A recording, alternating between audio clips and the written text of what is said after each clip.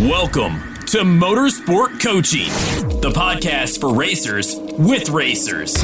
Miss Motivate can help get you to the next level. Every episode, she talks to the best racers of today and those that can get you there. She'll help you get better. Racing news. At fitness, nutrition, sports psychology, sponsorship, social media, public relations, and media training. Connect with Miss Motivate at motivatetraining.com.au. That's MOTIV, 8, training.com.au. And now, to help get you to the next level, Miss Motivate herself, Belinda Risley. Hello crew and welcome to episode 152 of the Motorsport Coaching Podcast. I am your host Belinda Risley and today we are joined by a long-time friend and guest of the show, Charlotte Woods. Charlotte is passionate about helping athletes elevate their athlete pathway through building their brand and connecting with incredible opportunities. Her focus is on empowering athletes with the knowledge, skills and resources they need to confidently identify, communicate and leverage their brand. She has personally mentored hundreds of professional and elite athletes in their brand development in Australia and around the globe. She enjoys helping athletes connect an idea with an opportunity and identify the unique value they have to offer the world. With a Masters of Professional Writing and the co-author of The Athlete Brand, Charlotte loves designing and delivering educational content that contributes to the pathway development of athletes both in and out of sport. This is the third time we've had the wonderful Miss Woods inside the Motorsport Coaching Podcast. I will link the other two shows to today's show notes if you haven't already heard them.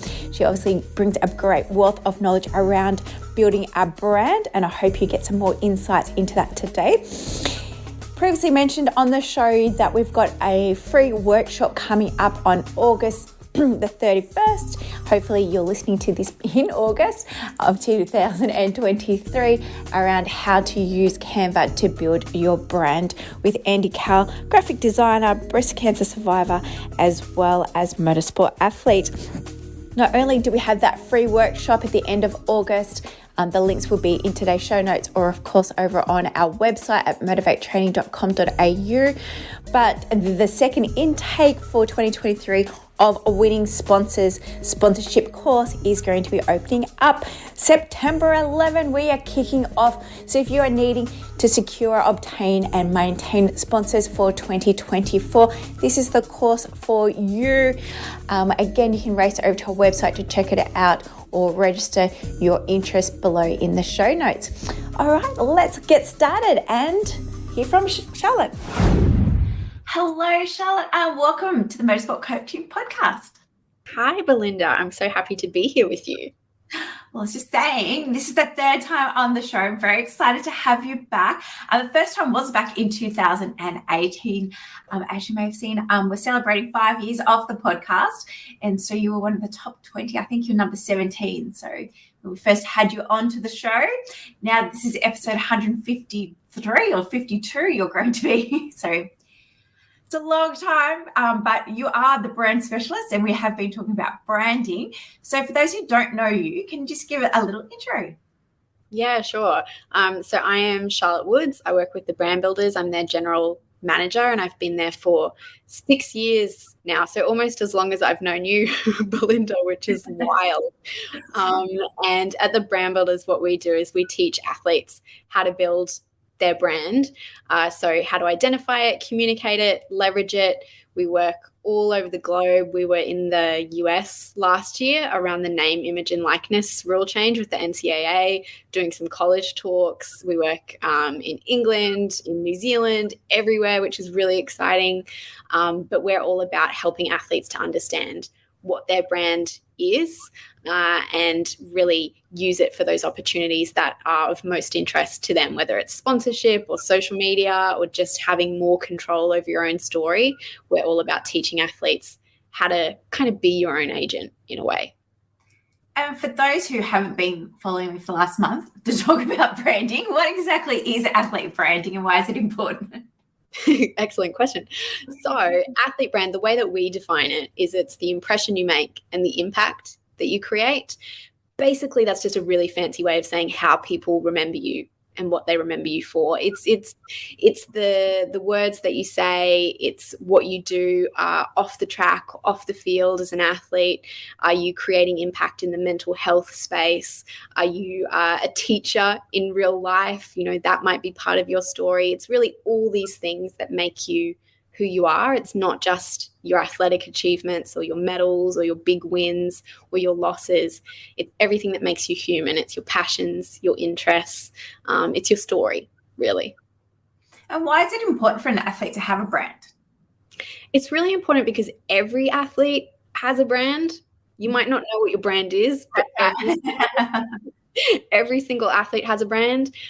So it's important that you are in control of it, because if you're not, you're going to be communicating an impression or an impact that you're not in control of. You might be telling a story that isn't as authentic to you or isn't coming across in the way that you would want it to. So you need to have control of your brand so that you can control your own story and sit in the driver's seat and have a really great time in sport by also being able to tap into all those opportunities that your brand offers you as well. Your brand can help you connect with the right sponsors. It can help you stand out on social media. It can help you with your career and your transition out of sport. It really offers you so many different amazing opportunities. But if you don't know what it is, it's hard to be able to link it to those.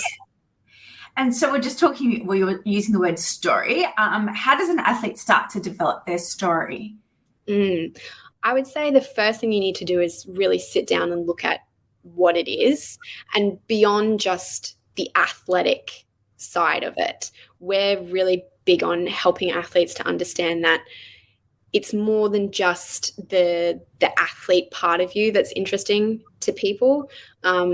These days in marketing and sponsorship and this world of branding, we are really interested in all the different parts of who the athlete is. We're interested in the normal parts of your life too, because the average person has no idea what an athlete's journey or pathway looks like. We don't know if you study while you're also training. We don't know if you're hoping to have a career outside of sport. We don't know if you have these other niche interests and passions that you're interested in. So if you're looking to understand what your story is, it's about looking at more than just the athlete part of the story. It's also what was your family life like? What are those other interests and passions? What are your values? What are the other things that drive you? So it's more than just, I started training at 8 years old, fell in love with it, and that was the end. It's also thinking about what are those other parts of the journey that are my own, really owning those unique parts of the journey and the story as well, because those are going to help you stand out from the crowd. It's you embracing those things that make you unique and authentic. So I would say if you're looking to understand what your story is, think beyond just those athletic achievements and losses and challenges, but also what are the other parts that make you human, that make you who you are. I love it. And once we've developed this story, how does the athlete distribute that story out or promote that story to others and to get noticed and heard? There are so many different ways as an athlete that you can be communicating your brand and your story. A lot of the time athletes, when we talk to them or we work with them, they'll say, I guess I have to do social media, or that's the only thing that's open to me. That's the only communication channel that I have. And it's true. It's the most accessible, probably. I love social media because you can do it in your pajamas while you're eating ice cream or watching TV. It's so easy for you to use, but it might not actually be the best communication channel for you. You not enjoy it. You might find it stressful. So it's not the only opportunity out there. So take a look at all the different ways that you can be communicating that story. It might be public speaking. It might be working with charities. Maybe you have a story with mental health or a journey with mental health. Maybe one way that you communicate that story is by partnering with a mental health charity and doing some campaigns with them. You might have a passion for healthy eating, and so you choose to work with a sponsor in that healthy eating space and you tell that story that way. So there's lots of different ways that you can be communicating your story. I would say the most important thing is you choose the communication channel that really speaks to you, that you know you're going to have a lot of fun with, that you'll be consistent with, rather than saying, well, everyone's on social media, so I have to be there. If you love social media, head on over there. It's a great place to be, but it's not the only one available to you. There's so many different ways that you can be communicating that story. And once you have your story established, is it something that evolves over the time, or is it just that's it and you've got to stick with it? Or is it something that you should be analysing every year or every 2 years? Or how often should you revise your story? Everyone's story is changing all the time. How boring would life be if our story stayed the same for 10 years? A lot of the time when we meet athletes, we get them pretty young, 19, 20, and I will say to them in mentoring sessions or workshops, your story is going to evolve and change. You're going to learn things about yourself as you grow up. Sometimes I'll have athletes who are young, they'll come into a session and they'll have no idea what their interests are and passions are outside of sport, because that's all they're focused on. But you ask them in 5 years' time, and they've developed a longer list. They've developed their identity a bit more. They've had that story grow and evolve and change. So absolutely, it will change over time. That's normal. It's healthy. It makes life interesting. So I would say probably assess your story, go back to it every couple of years, see if there's any changes, especially in that branding world. Maybe you've found that you have a passion for something that's popped up due to your story changing or something happening in life, and then you can say, okay, maybe that's something I add into my public speaking activities, or it's something that I look for with sponsorship, or I start communicating on social media. So I would say every now and again, go back to it, see if you need to make any changes, but definitely don't be afraid to update things as you grow and evolve as a person. Now, Charlotte, you just mentioned that you do mentoring, and obviously the brand builders do have services. What kind of services do you offer athletes? So we do a lot of our work with sports organisations like the AIS, Sport England, but we do, if athletes want to come to us to do work with us, we offer mentoring programs, we have online resources, but I would say the most common way that we have athletes who are interested in doing some development that come to us outside of sports orgs, it's typically one-to-one mentoring programs. So taking them through that brand building process of identifying what it is, how you want to communicate it, how you plan to leverage it. And sometimes they've got specific activation opportunities that they're interested in too, like sponsorship or social media, and we'll focus on them more heavily. Fantastic. Now, you didn't mention that magic word of leverage. So once we've developed our brand and we've got our story down pat, and how do we leverage our brand? What's some tips you've got for your brand?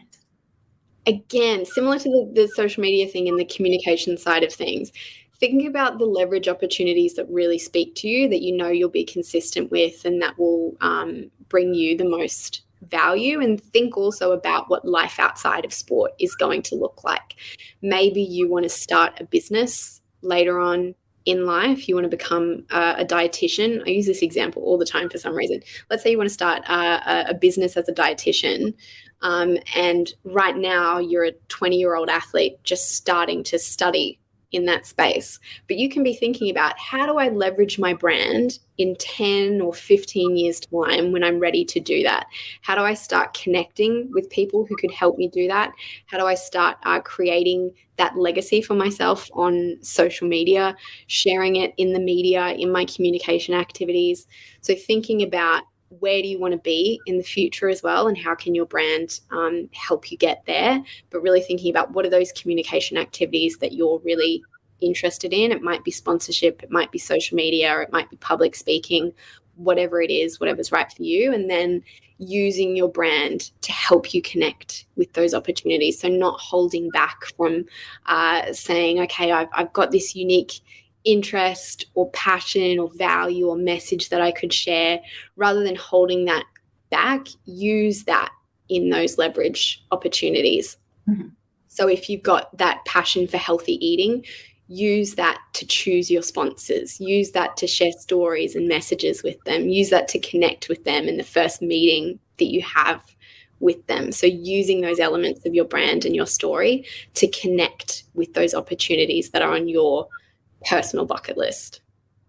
And one thing that I love about you guys is that you are very big on diversity and inclusion, and you've done a lot of work with Paralympics. And I think a lot of the time, obviously, people come with mental illness as well, and they kind of see or ADHD and things like that, autism, into motorsports or in being an athlete. But you work really well with those athletes, trying to define their story and making them feel unique and using that to be a positive aspect of that story. Yeah, absolutely. So every athlete is unique. Every person is unique. That's the beauty of, of life, is everyone is different. And so we've always said that those things that make you unique are a superpower. They're not something that's going to hold you back. They actually help you connect with the right people. They help you stand out from the crowd. So embracing those things that maybe you fear are a weakness or might stop you from being able to connect with opportunities, I always say they're a superpower. If you've got a story with mental health, maybe you could share that with people and use it to, I've had a lot of athletes do this, use it to connect with people on social media and use that as a superpower, or use that to connect with charities. These things that we think are weaknesses or are going to hold us back, you can use them in a really positive way. You're very good. So once they've obviously developed their story and they've leveraged it, and I guess there's life after sport. Do you work with athletes to help them transition over to like working life or life outside of sports, I guess? Yeah, I would say it's definitely part of the brand building process. It's part of all high performance systems nowadays. We've really realized the importance of preparing athletes for that transition after sport. So I would say there's multiple different points in our program where we are helping athletes to prepare for that transition. Sometimes it's just helping them to develop an identity beyond just an athlete, because we know that's so important when you make that transition, having other passions and interests that you can focus on. I did a mentoring program with an athlete once a couple years ago, and he was very suddenly making a transition out of sport. He was leaving the sport really suddenly, and he hadn't developed a strong identity beyond just athlete, and that was part of why he wanted to leave. And so when we did the mentoring program, a lot of it was actually, I've never done a mentoring program like this before. It was really unique because he was in a unique position. But it was about helping him to pick up his hobbies and interests again. So one of his homework assignments actually was me saying he played an instrument and he'd given that up when he was doing his sport. Yeah. And I said, one of your homework activities is to go and pick up that instrument again and bring that back into your life. And that was actually really helpful for him. We don't get to do that a lot. I wish I could give that homework assignment more. But it is helping athletes to develop that identity beyond just athlete, understanding that all these different things that make you who you are fantastic and you can use them, but also they're going to help you in that transition period. But beyond that, it's also helping them through that leverage piece. It's getting them to grow their network. It's getting them to develop skills that will help them in the transition, whether it's, marketing or learning how to service a contract or communicate with people. You're developing all these transferable skills through your sponsorship and your social media and your public speaking that you can use when you make that transition. But it's different for every athlete. Some athletes will have a very clear way that they know their brand can help them transition after sport. Sometimes it's helping them pick up an instrument again and develop that hobby. It's always a little bit different. But yeah, that brand building process definitely helps with that. I thought you were going to, the end of that story was, and now he's in a band and now we look after the band and we've done all the branding for the whole band. And I should check on him and see how he's going, and maybe that would be. No, I think he was already in a band and then he quit the band, and maybe I did tell him to get back in the band. Yeah, I'll see where he's at now. Maybe he's a superstar and he's doing really cool things. You should. That's your homework.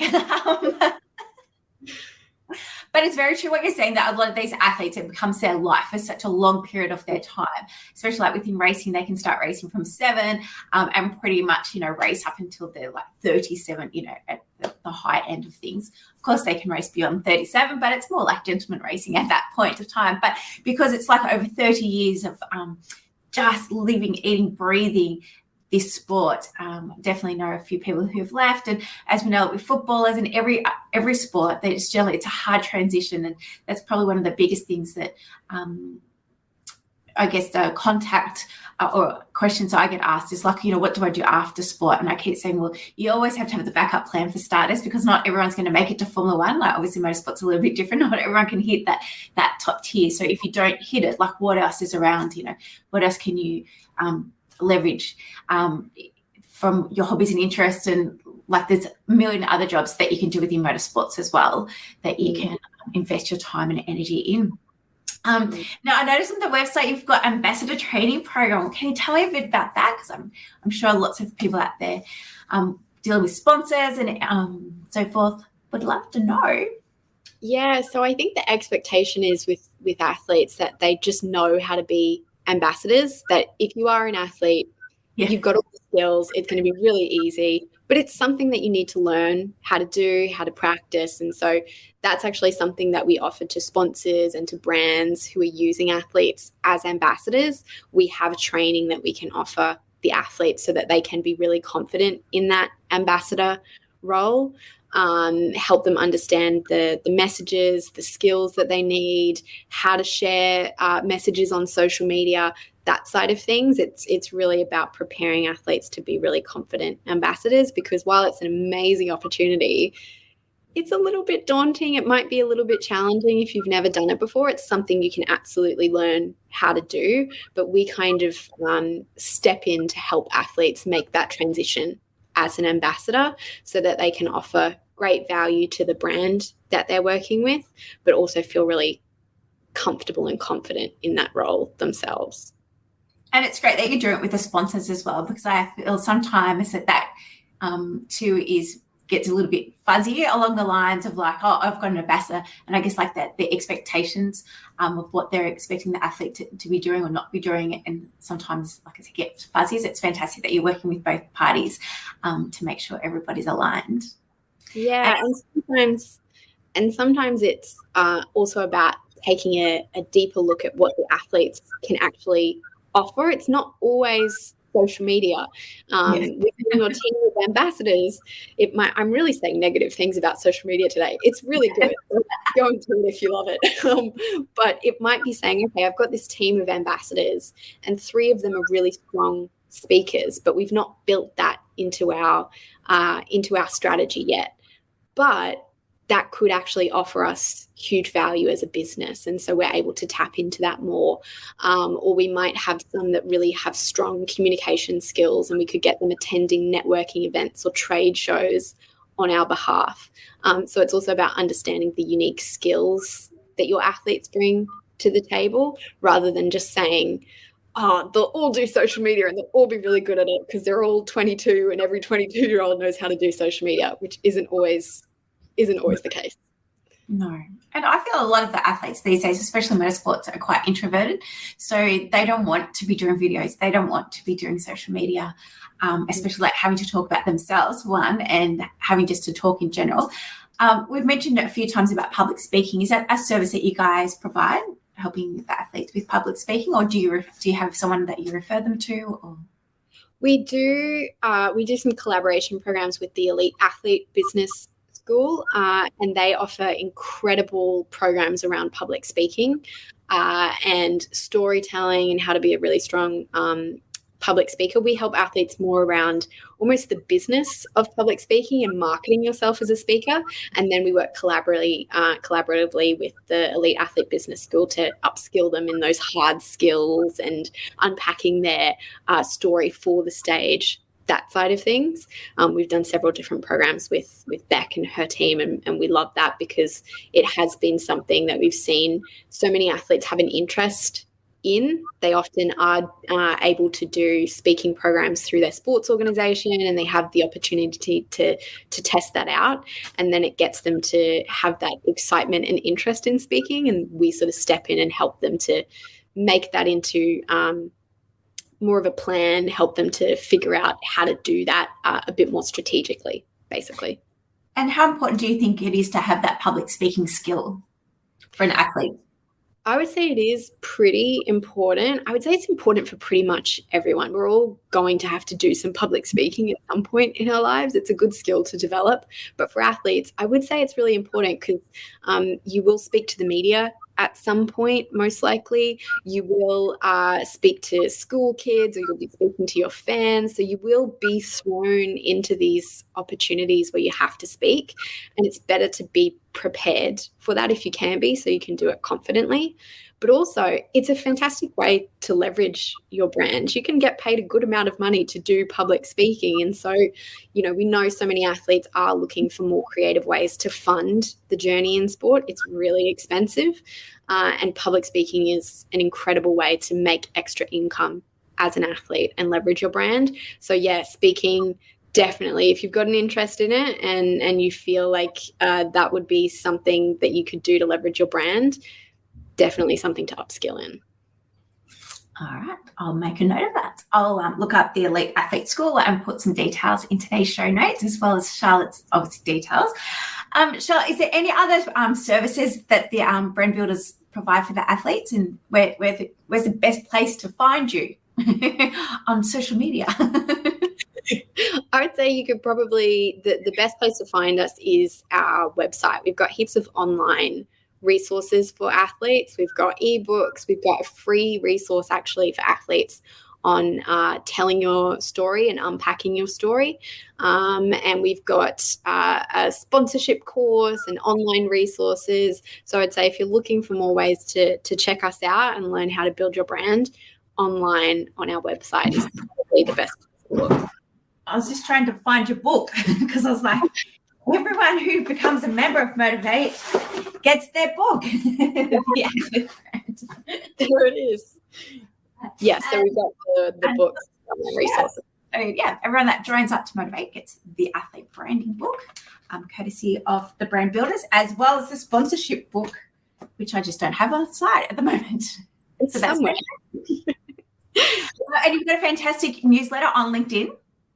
Yes, I do have a newsletter on LinkedIn that I haven't written anything for in a little while. However, you can go and look that up, and we unpack branding there a bit more for anyone that's interested in learning about it. Well, you've given us some great tips and strategies today. Thank you. Is there anything else about building brand you'd like to share with the team? I would say just don't wait. Don't put it off. I meet a lot of athletes who tell me that they're just waiting for this perfect moment or this perfect opportunity, or when I go to the Olympics or when I go to the Paralympics or I win this competition, then it will all fall into place. And that very rarely happens. That happens to the 1% of athletes. They're the exception to the rule. Most athletes need to be more proactive in this space and taking control of the journey and not putting it off and waiting for the perfect time. Just go and have fun with it. Do something with it, whether it's identifying what your brand is or being a bit more active on social media or doing some speaker training, whatever it is. Take control of that journey. Don't wait for someone else. Don't wait for the universe to get in the middle and say, hey, here's a sponsor or here's all the social media followers. It's probably not going to happen. It doesn't happen for the majority of athletes. So you are in the driver's seat of this journey. Go and do something with it and have fun with it too, because it is a fun journey if you're going for those leverage opportunities and those communication opportunities that speak to you and that you know you're going to get a lot out of. Thanks. And of course, race over and check out the brandbuilders.com.au. Again, I'll put that in today's show notes. Charlotte, thank you very much again for coming on board. Yes, thank you so much. I can't believe it's the third time. I had forgotten that. So that's amazing. I'll be back next year for a fourth. Next year, that's right. Yes, and next year around about August, we'll book it in again. All right. Have a good day. Thank you. Get ready for the race. Do you feel one step closer to being the next superstar behind the wheel? MotivateTraining.com.au for more. MOTIV, 8, training.com.au. The green flag. Every episode gets you one step closer to the checkered flag.